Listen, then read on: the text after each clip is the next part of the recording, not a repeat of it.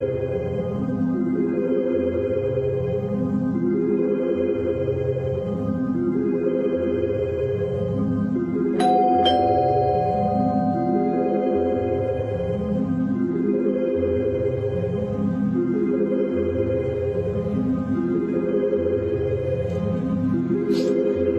चौहान।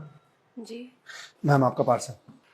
भैया नहीं चाहिए प्लीज। मैम अगर आपको नहीं चाहिए तो आपने जहाँ से ऑर्डर किया है वहाँ से आप रिटर्न रिक्वेस्ट डाल दीजिए, वापस हो जाएगा, पर यहाँ तो आपको लेना पड़ेगा। ठीक है दीजिए। मैम हाँ एक गिलास पानी मिलेगा? भैया आप कहीं और पी लो पानी प्लीज। मैम बहुत ज़ोरों की प्यास लगी है। ठीक है लाती हूँ।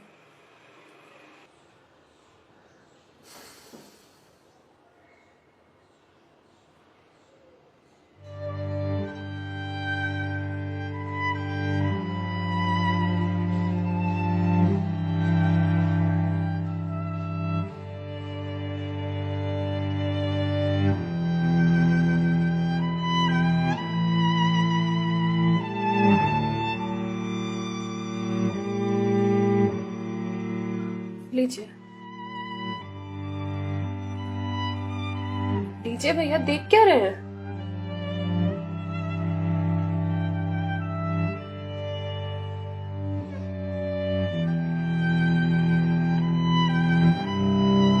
मैम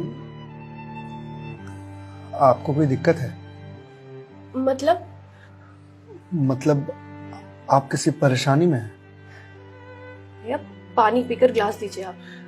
मैम छोटा मुंह बड़ी बात कह रहा हूँ, पर अगर आप किसी परेशानी में हैं तो आप मुझे बता सकती हैं।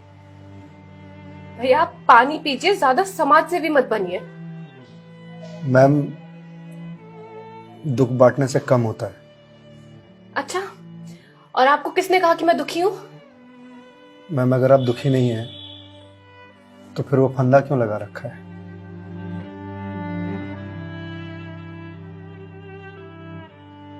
मैम मैंने सुना है खुशियां बांटने से बढ़ती हैं और दुख बांटने से कम होता है। मैम बड़े से बड़ा दुख कम हो जाता है अगर आपके पास कोई सुनने वाला हो। मैम प्लीज मैम रोइए मत मैम देखिए, ये तो मुझे नहीं पता कि आपको क्या परेशानी है, पर अगर आप मुझे बताएंगे तो शायद मैं कोई सॉल्यूशन निकाल पाऊं। नहीं, कोई मेरे लिए कुछ नहीं कर सकता। मेरे पास अब मरने के अलावा कोई ऑप्शन नहीं है। मैम ऑप्शन तो ढूंढने से मिलता है ना। आप एक बार मुझे बताइए ना, शायद मैं कोई जीने का ऑप्शन ढूंढ पाऊं आपके लिए। क्यों बताऊं तुम्हें? क्या कर लोगे तुम? मैंने बोला ना, मेरी हेल्प कोई नहीं कर सकता है। मैम आप अगर मुझे नहीं बताएंगे तो मैं वैसे भी कुछ नहीं कर पाऊंगा, पर अगर आप मुझे बताएंगे तो शायद मैं कोई हल निकाल पाऊं। और अगर कोई हल नहीं निकला तो आप तो वैसे भी सुसाइड करने जा रही थी, तो जाने से पहले अपना दुख मुझे बताते जाइए प्लीज।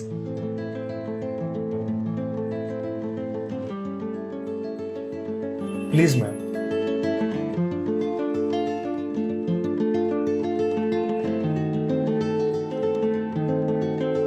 मैं ईएमआईस के चक्कर में फंस चुकी हूँ। मतलब मैं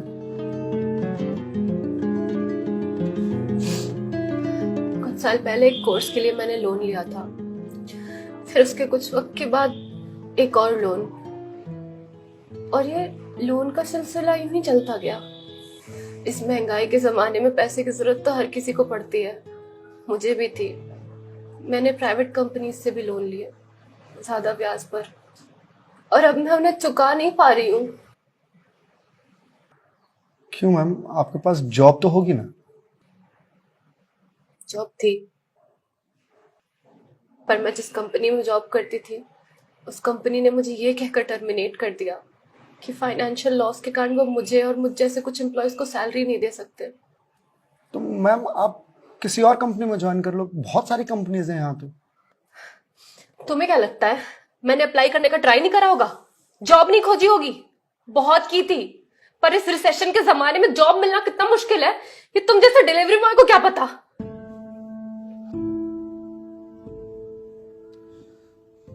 आई एम सॉरी मैम, शायद आप सही कह रही हैं, मुझे इस बारे में कोई जानकारी नहीं है। जॉब जाने के बाद मेरे से चीजें हैंडल नहीं हो रही हैं। बैंक से रोज कॉल्स आते ईएमआईज भरने के लिए, और प्राइवेट कंपनी वाले फोन कर कर के धमकियां दे रहे हैं।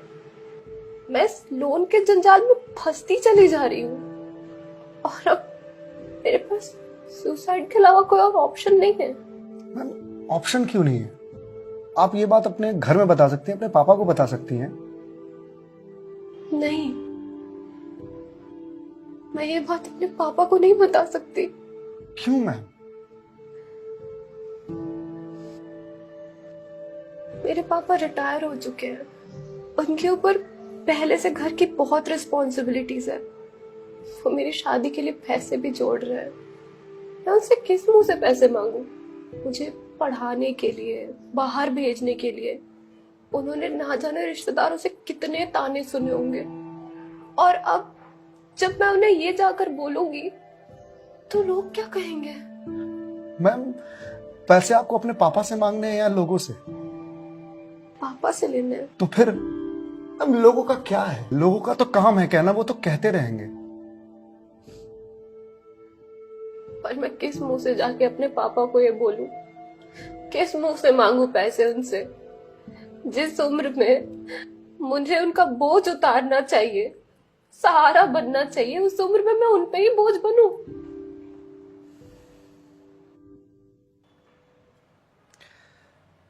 मैम एक बात बताएंगे, बचपन में आपकी सबसे फेवरेट चीज क्या थी? बचपन में मुझे साइकिल का बहुत शौक था। तो मैम आपको साइकिल किस एज में मिली थी? यही कोई 8 साल की होंगी मैं। तो साइकिल तुरंत मिल गई थी आपको? नहीं, पापा तो मान ही नहीं रहे थे। बोल रहे थे गिर जाएगी, चोट लगा लेगी। तो फिर कैसे साइकिल मिली? बहुत जिद की थी मैंने, बहुत। खाना पीना सब छोड़ दिया था। तो मैम साइकिल के लिए जो जिद किया आपने, तो शर्म आई होगी आपको? तो मुझे मुझे क्यों शर्म आएगी? पापा है वो मेरे, उनसे जिद नहीं करूंगी तो किससे जिद करूंगी? तो मैम जब बचपन में साइकिल के लिए जिद करने में शर्म नहीं आई, तो अब क्यों आ रही है? मैम अभी आपने कहा कि आपके पापा आपकी शादी के लिए पैसे जोड़ रहे हैं, और आप तो यहाँ सुसाइड कर रही हो, तो वो उन पैसों का क्या करेंगे? या उन्हें ये जानकर बहुत खुशी होगी कि उनकी बेटी ने शादी का बोझ हल्का कर दिया उनके सिर पर से। मैम आपको मालूम है, हमारे जनरेशन की दिक्कत यही है कि हम अपने आप को इतना बड़ा समझ लेते हैं कि हम अपने पेरेंट्स से ही अपनी बात छुपाने लगते हैं। कभी ये कहकर कि पापा मम्मी नहीं समझेंगे, या कभी ये कहकर कि मैं उन्हें परेशान नहीं करना चाहती, या कभी ये कहकर कि हम दोनों की सोच नहीं मिलती है। एक बार आप अपनी दिक्कत अगर अपने पेरेंट्स से शेयर कीजिएगा ना, तो आपको जीवन में फिर कभी सुसाइड करने की जरूरत नहीं पड़ेगी, या मेरे जैसे किसी अनजान से अपनी बात शेयर करने की जरूरत नहीं पड़ेगी।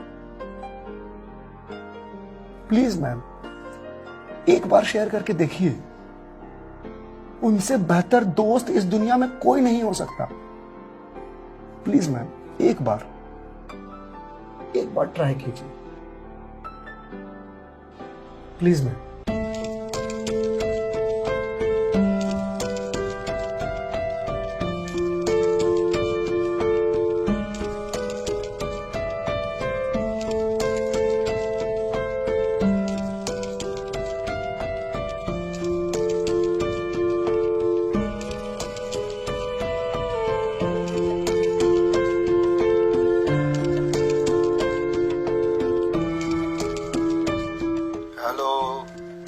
हेलो पापा।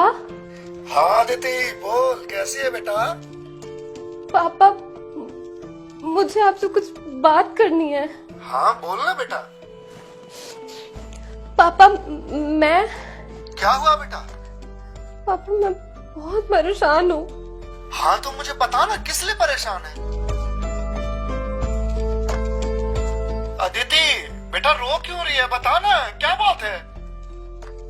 पापा वो मैंने बैंक से लोन ले रखा था ना,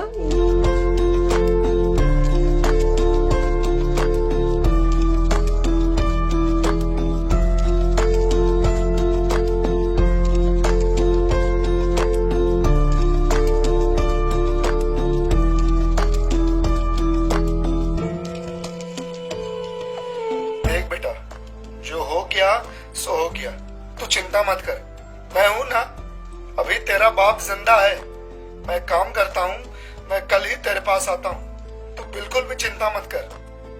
हाँ पापा, आप प्लीज आ जाइए। देखा मैं, आपके पापा आपके एक फोन पर यहाँ आने को तैयार हो गए और आप इतने दिनों से अकेले सफर कर रहे थे। मैम, मम्मी पापा से बढ़िया दोस्त कोई हो ही नहीं सकता। आप एक बार उन्हें दोस्त बना करके तो देखिए। आप सही कह रहे हैं भैया, मम्मी पापा से अच्छा दोस्त कोई नहीं हो सकता है। Thank you. It's okay ma'am, ये लीजिए क्लास। वंस अगेन भैया, thank you so much. It's okay ma'am, bye. Ma'am ji, मेरे पास आपके लिए कुछ है, यही रुकिएगा, मैं थोड़ी देर में आता हूँ।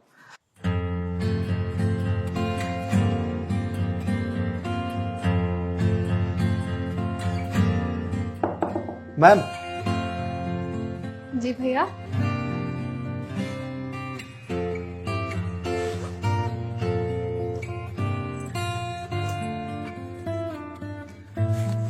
मैम, ये आपके लिए। भगवत गीता? जी मैम। मैम, 2020 का साल मेरे लिए बहुत बुरा था। कोरोना में मेरी जॉब चली गई। पहले के कुछ महीने जो थे वो तो सेविंग्स से निकल गए, लेकिन उसके बाद के कुछ महीने बहुत ज़्यादा टफ था।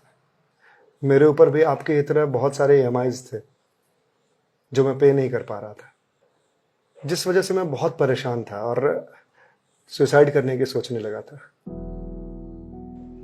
और एक दिन तो सुसाइड करने निकल भी गया था,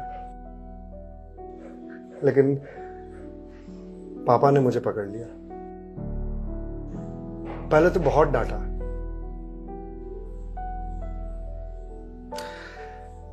फिर उसके बाद सीने से लगा करके कहा कि तू चिंता क्यों करता है, मैं हूं ना। उन्होंने ही मेरे सारे बिल्स पे किए और उसके बाद ये भगवत गीता दिया मुझे और बोला, बेटा जीवन में जब भी कोई परेशानी आए, किसी चीज का हल ना मिले तो ये पढ़ लेना, इसमें जीवन की सारी परेशानियों का हल तुझे मिल जाएगा। और मैम, वो दिन है और आज का दिन है। आज जिस कंपनी से मैं आपको डिलीवरी करने के लिए आया हूं वो मेरी ही कंपनी है। आपकी अपनी कंपनी है? जी मैम। कोरोना के बाद मैंने अपना स्टार्टअप शुरू कर दिया था जॉब जाने के बाद, क्योंकि जॉब मिल ही नहीं रही थी। तो अगर आपकी कंपनी है तो फिर ये डिलीवरीज आप क्यों कर रहे हैं? मैम, मुझे अच्छा लगता है अपना काम खुद करना, और शुरुआत तो मैंने अकेले से ही किया था ना। आज भी जब मन करता है तो निकल जाता हूँ डिलीवरी करने के लिए।